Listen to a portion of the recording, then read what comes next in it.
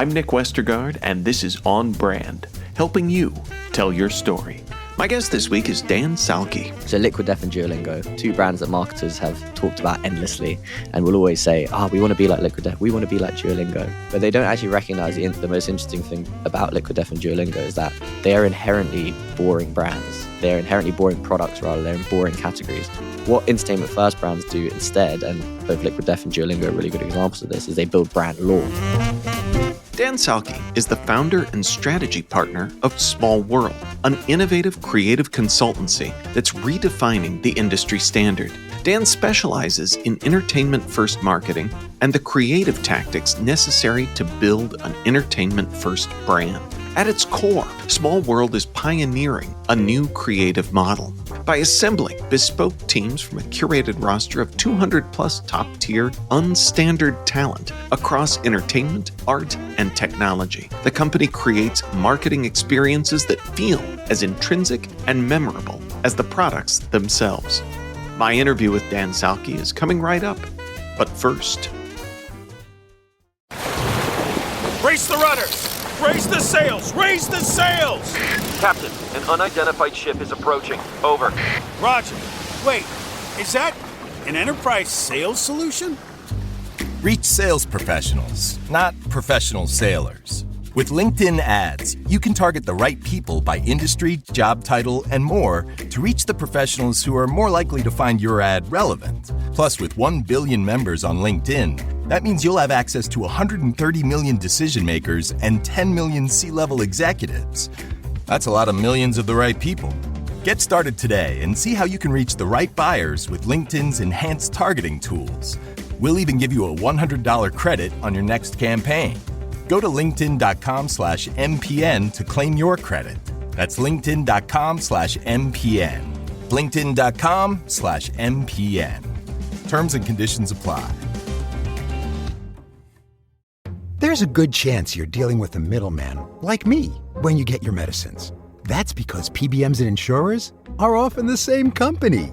We even own big chain pharmacies and are buying your doctor's office. We decide what medicines you can get, where you get them, and how much you pay. It's a win-win. For me. When middlemen own it all, you lose. Visit phrma.org/middlemen to learn more. Paid for by Pharma. Dan Salkey, welcome to On Brand. Hey Nick, how you doing, man? I am great. You've had an impressive career journey, including your time at Adidas. What inspired you to start Small World, and how did that experience shape your approach to brand building? It's a really good question, Nick. I guess just to flip it back to you, and a very quick rhetorical question, bear with me, but who was your hero growing up? Who was somebody that you looked up to? I was one of those weird kids that liked school. So really good teachers stand out to me. And there were a few different ones along the way at various stages and various schools. Yeah, brilliant. I mean, I had one called Mr. Crow as well. My geography teacher ended up making me study geography at university. But I guess the reason I asked that question is I could never really work out why I fell into what I did do. But later on in life, I kind of realized that I was obsessed with Willy Wonka when I was a kid, from Charlie and the Chocolate Factory. Yeah. And the thing that I really loved about Willy Wonka was that he was this, I personally think he is the greatest creative entrepreneur in the world. And bearing in mind, he's not a real person. I do agree, and I do admit that. But yeah, he was this incredibly creative businessman. And I think effectively the kind of ambition behind Small World is the same thing that Willy Wonka says. Willy Wonka, when he created his chocolate factory, is that he wanted to create a store like no other, otherwise he wouldn't bother. And I think when we started Small World, is actually one of the quotes that I gave in the press release, was that we wanted to start a company like no other, otherwise we wouldn't bother. There are so many different agencies out there, so many different companies out there in our landscape, and I just feel like we don't need to just add another one to it. And our business was very much born out of a desire to do things differently from frustrations that we'd had throughout our career, and then also I guess inspirations as well that we'd had to do something differently. frustrations, inspirations. You also talk a lot about redefining the industry standard when it comes to creative consultancies. So, whether inspiration or frustration, what's that gap, and what are you doing to redefine it? Yeah, thanks, Nick. Brilliant question.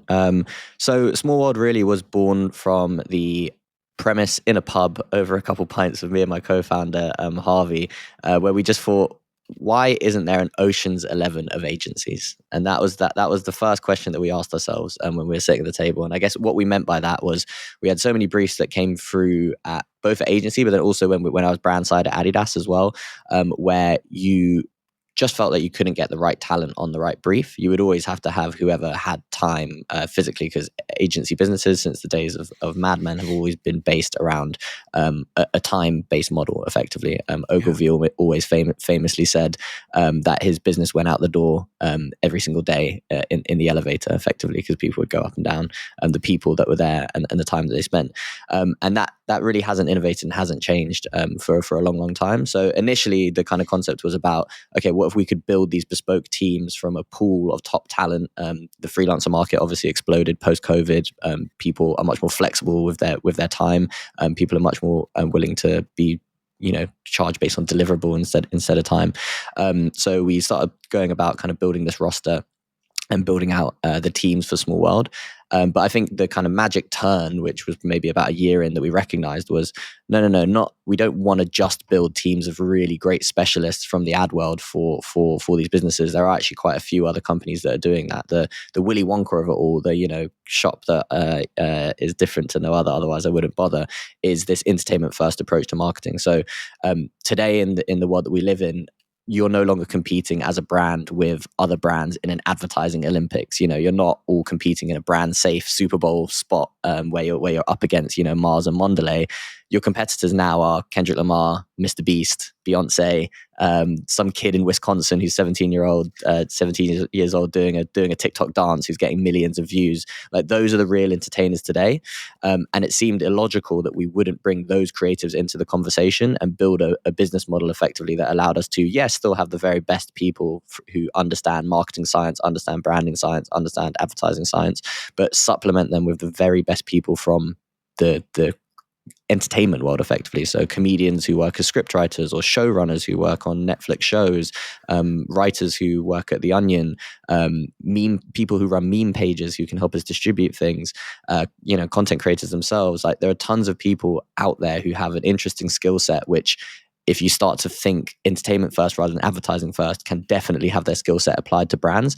And I think the big secret that nobody's really clocking onto, and maybe this is, I'm giving away free game, but both of those sides really want to work with each other. The brands really want to know how to tap into this new creative class, and the new creative class equally want to have the opportunities to get their work out there, because despite having 1 million followers, you'll be really surprised about the amount of money they can actually generate off that following. They're effectively operating off clout rather than operating off of making a sustainable income. So a business model like ours effectively allows us to bring those two worlds together, with us in the middle, and work on some really amazing projects with really amazing clients like Oatly, Adidas, Converse, just to name a few. Those are great examples, and I wonder if the definition of entertainment first marketing makes sense.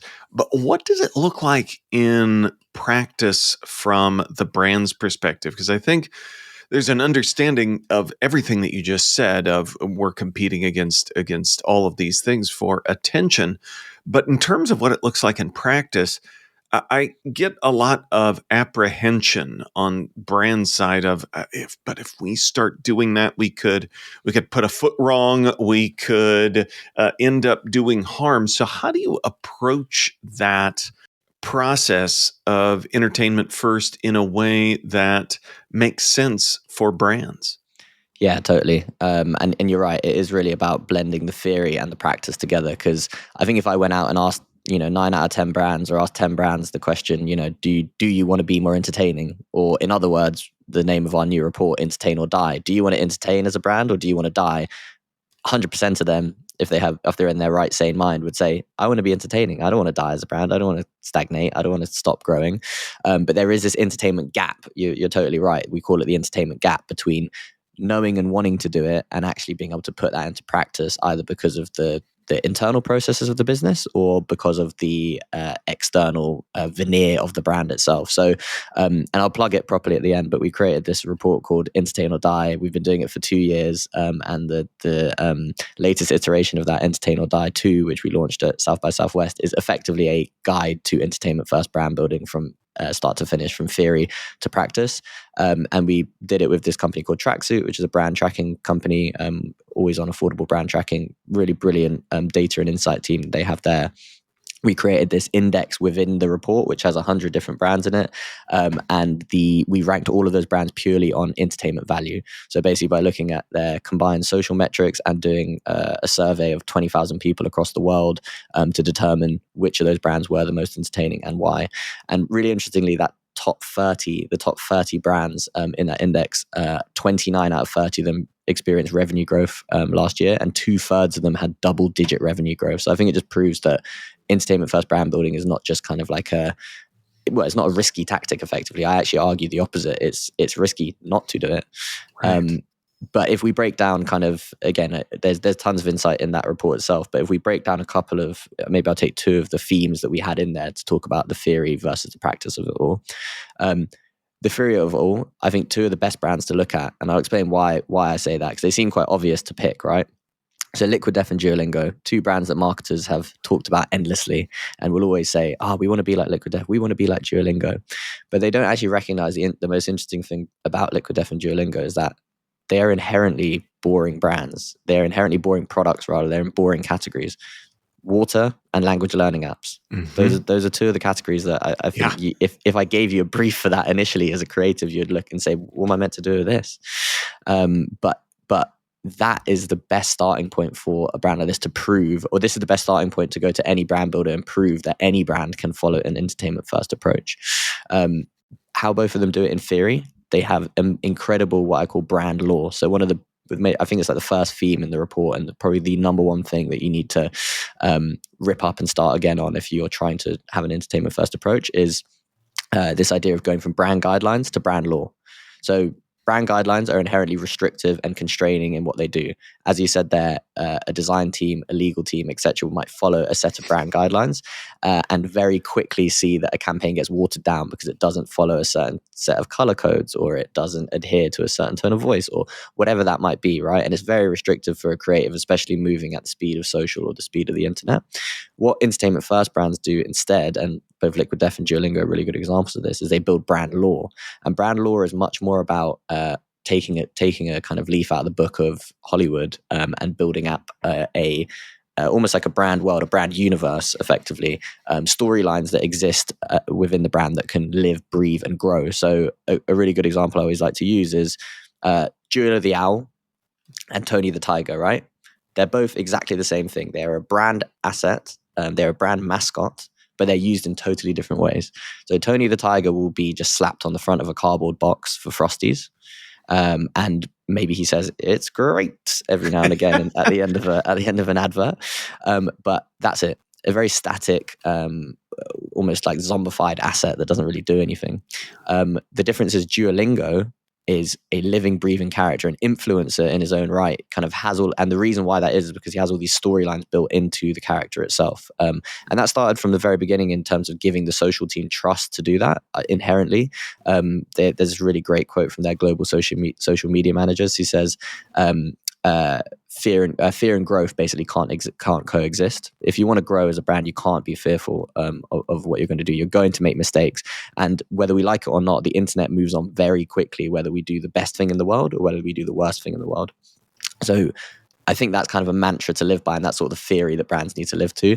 And yeah, going back to the brand lore of it all, the reason Duolingo is so successful, the reason the owl has all of that built up behind it is because it is a living, breathing asset that can constantly be changing storylines week to week as people are saying new things about them as a brand. Somebody makes a comment and says, oh, I bet Duo the Owl loves Dua Lipa. Cool, let's build that into a whole campaign. That's now become a thing that they've talked about for years to come, to the point where Dua Lipa now interacted with the brand when they killed off their owl a few weeks ago, which is pretty crazy. So I think that's the number one thing I'd want to land the point on theory is start ripping out your brand guidelines and start thinking about brand law, and take kind of a brand law first approach to writing creative briefs, for instance. One of the amazing things about Duolingo is that most of their creative briefs come from the comment section of their posts. Again, somebody in an offhand comment saying Spanish or vanish, and then they create a whole music video, a whole set piece around how Duolingo will kidnap you if you're not doing your Spanish lessons. Like, that just wouldn't happen if you had that wouldn't happen, one, if you didn't have the malleability of brand to do that, and you didn't have the flexibility of brand guidelines to do that, which is what brand law is all about. And it also couldn't exist if you didn't have the ability to move at speed, because you had a legal team or a marketing team that trusted a certain section of your core team to activate on those ideas. So I guess, the number one rule, if you wanted to start this tomorrow as a brand, the number one thing you'd have to get buy-on in is, which channel can I experiment on to start trying to put entertainment first brand building into place? And I need you to give me a verbatim agreement that I am allowed to, within certain parameters, we can agree, maybe we don't touch politics, we don't touch race, we don't touch religion. Those are typically the kind of holy trinity of things to not take fun of, or not kind of interact with. But outside of that, I need you to give me trust to be able to use this experimental channel over here. I don't need any media spend. I just need you to be able to let me approve my own work, and let's start there. I think that's what I would do if I was a brand builder today wanting to put this into practice. I would start experimental with one channel or with one tactic or whatever that might be. On Brand, we'll be right back after this.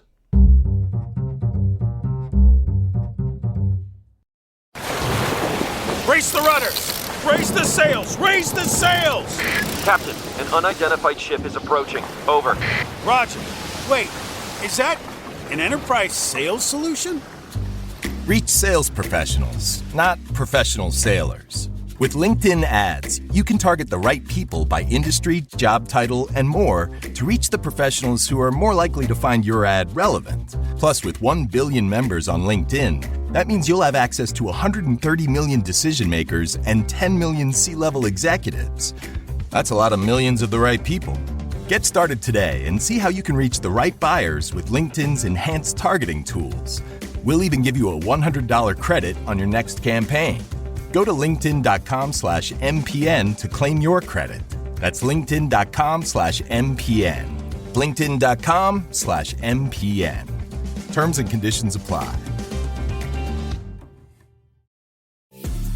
This episode is brought to you by Amazon Business. How can you free up your team from time-consuming office tasks? Amazon Business empowers leaders to not only streamline purchasing, but better support their teams so they can focus on strategy and growth. Free up your teams and focus on your future. Learn more about the technology, insights, and support available at amazonbusiness.com. Now, back to the show. So we've talked about strategy. We've talked about guidelines versus brand laws.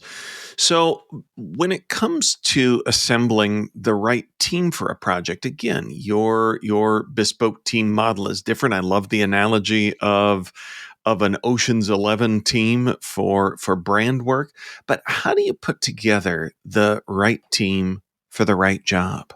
Yeah, perfect. I mean, Nick, that's a brilliant follow-up. This is now the practice, right? If that was the theory beforehand, this is the practice. How do I actually put this? Now I'm sold on entertainment first brand building. I've written my brand law. I've got an idea I've sold the business in on it. They're really excited to go. I've got a bunch of ideas. Cool. How do I actually get this stuff made? Because it's not as simple as just getting a production crew, a production agency. In fact, the opposite. You don't really want to do that because you're not going to be able to move quickly enough and it's going to cost you a lot of money. So how do I change how I approach production to make that happen? So there's two themes that we had in the report. One was called in-housing Hollywood and the other one's called unstandard talent. And I think the two of them married together is sort of what we're looking for. So we spoke quite a lot about Duolingo there. I'll change pace and talk a bit about Liquid Death. Again, tons of people have spoken about the work that Liquid Death do. Everyone loves them. They're all over, it's basically, LinkedIn crack, I would argue. Liquid Death is basically LinkedIn crack. That's a good clip to snip it. But the thing, again, that people are missing about Liquid Death, the thing that people don't really speak about when it comes to Liquid Death is the way that their internal team is built and the way that their team is in-housed, basically. And that's why we call it in-housing Hollywood or in-housing creators might be another good way of putting it. But they have a really competent marketing team, which I think is like the kind of left brain side of the business, people who know how to market, know how to do good positioning, know how to do good pricing, know everything about distribution, which is led by Dan Murphy, who's really brilliant. Spoken on panels of him before. But it's then in that kind of right brain, more creative world where actually they don't have people who have worked at brands at all or know about marketing at all. They've got a writer from The Onion. They've got a guy who used to be like the lead singer of a punk band. They've got a animator who used to work on like cartoons for like Adult Swim. They've got a whole host of other people, but basically people who come from the world of entertainment, these kind of like misfits, these mavericks, these outlaws, these people that just know how to make edgy shit, to be honest. That's kind of what they're, sorry, I don't know if I could swear or not, but hopefully I can.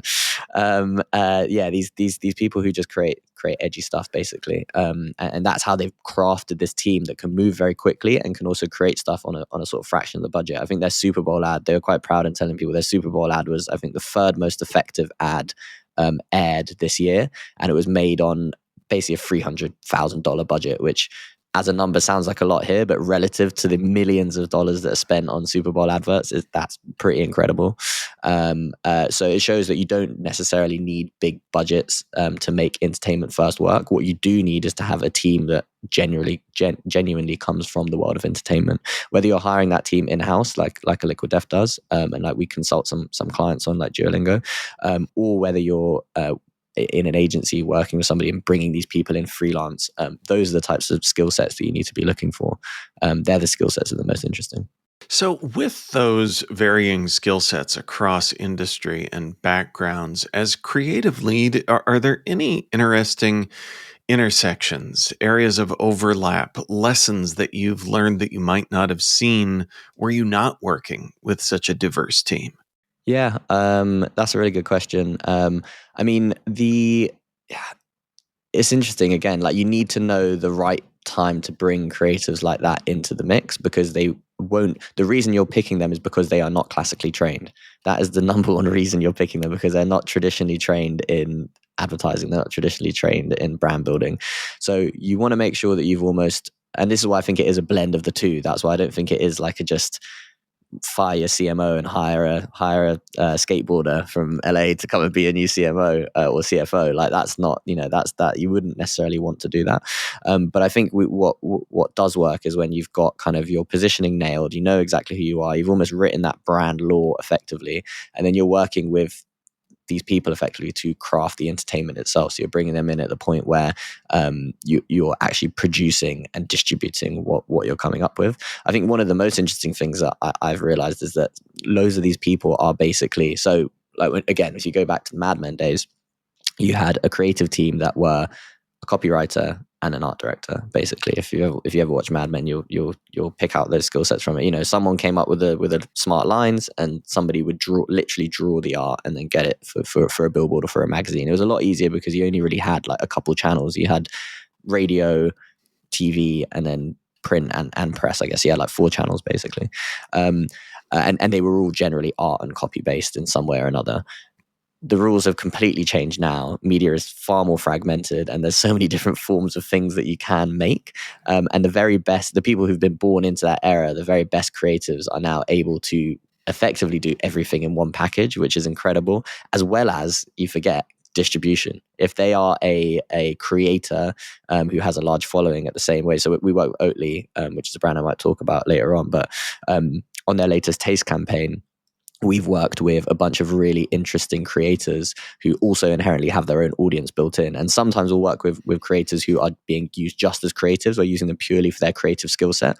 But sometimes we'll have clients who want to work with those creatives for their creative skill set, but then also want to use them as a media channel, effectively as a form of distribution, which in a world where it's getting harder and harder to buy media space, even if you want to, it's getting incredibly more expensive. The cost per metric has gone up 222% on Meta in the last decade, which is just eye-watering, basically. And people still think performance marketing is cheap, which is a whole other podcast topic. But these people are really giving more bang for their buck. They're able to kind of ideate, create, shoot all in the space of 72 hours a week, and then they're even adding the extra bang for buck of being part of the distribution.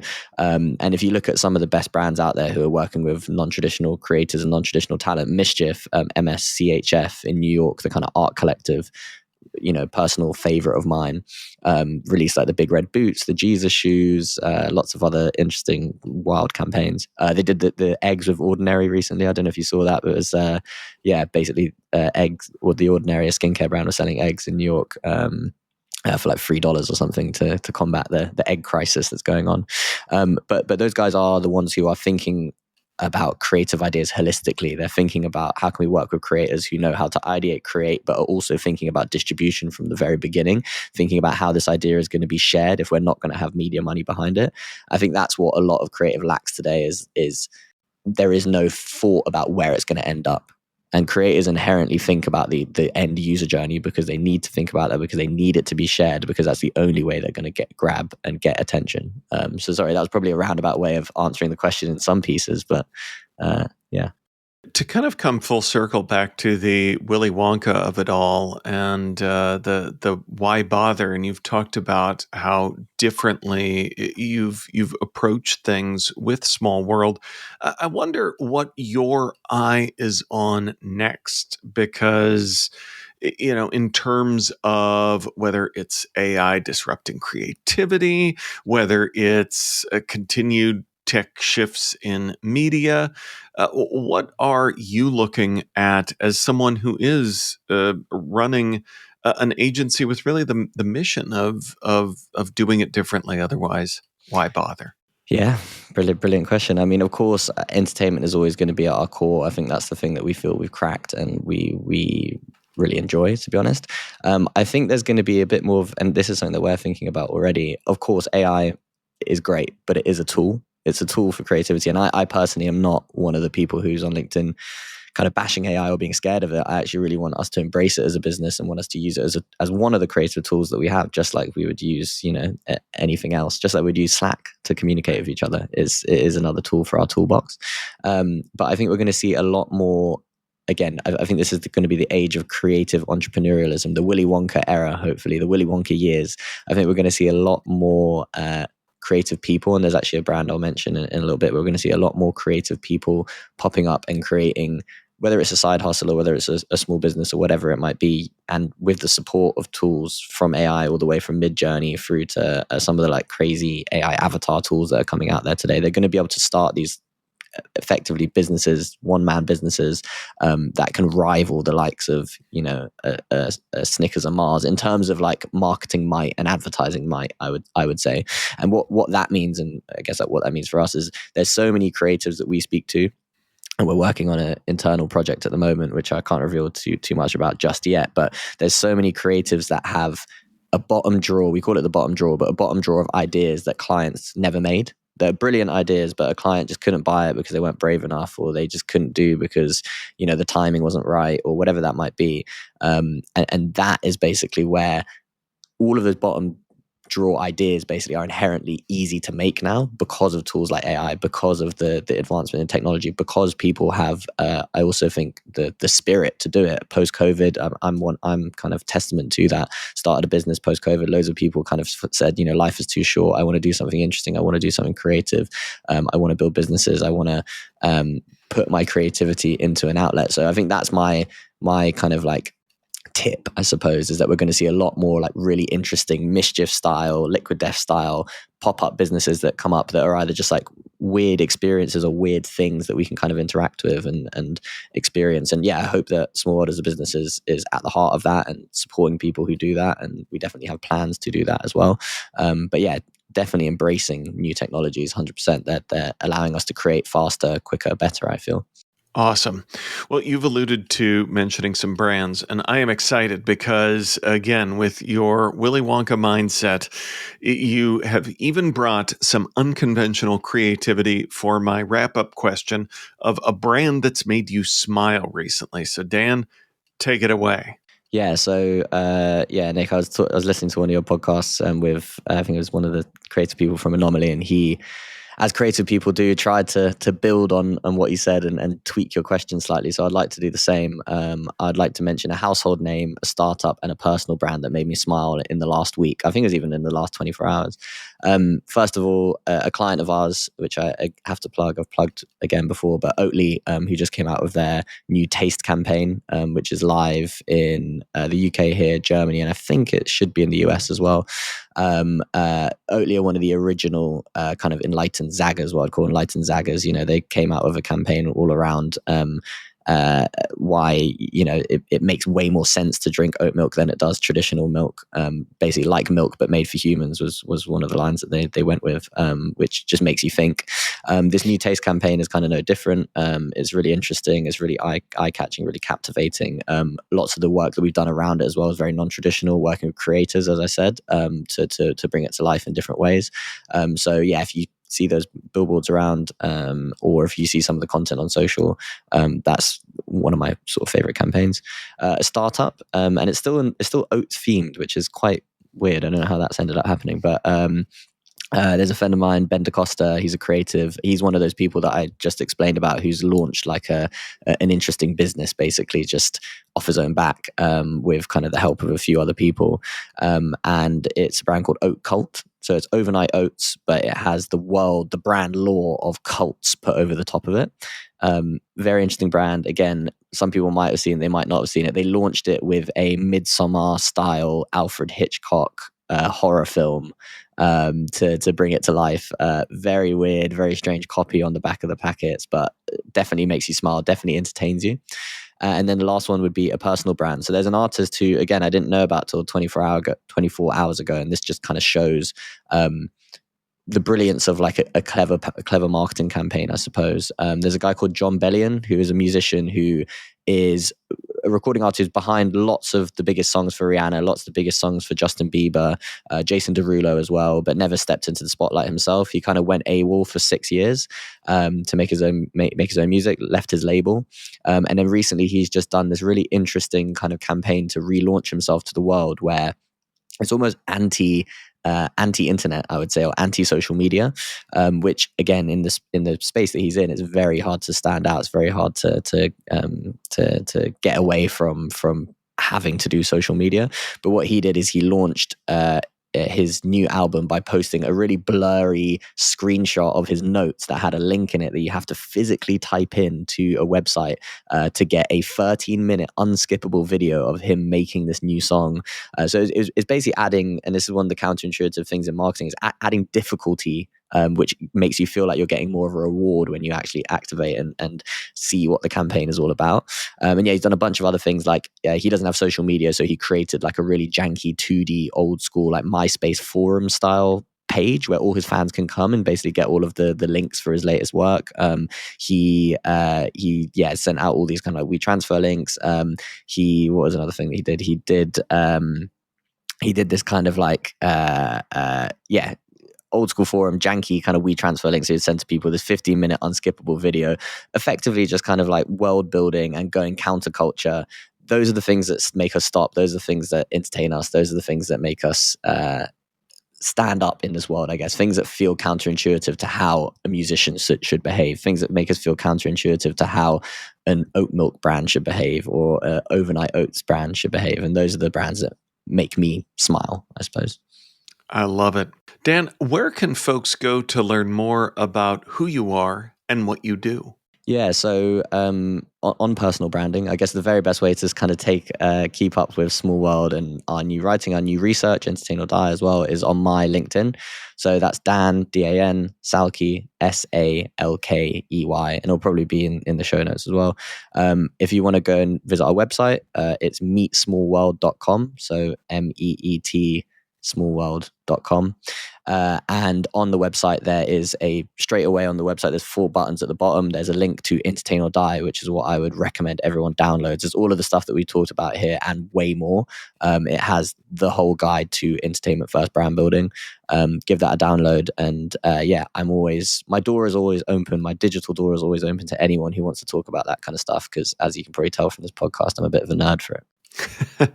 Awesome. Well, as mentioned, we will link up to everything that you just talked about in our show notes, which folks can find at onbrandpodcast.com. Dan Salkey, thanks for being on brand with us. Thanks, Nick. On Brand is part of the Marketing Podcast Network. If you like what you're hearing, if we've made you smile, you can always listen free on Spotify, Apple Podcasts, or whatever your favorite platform may be. And please take a moment and rate and review the podcast to help others find the show. Until next week, I'm Nick Westergaard, and I'll see you on the internet.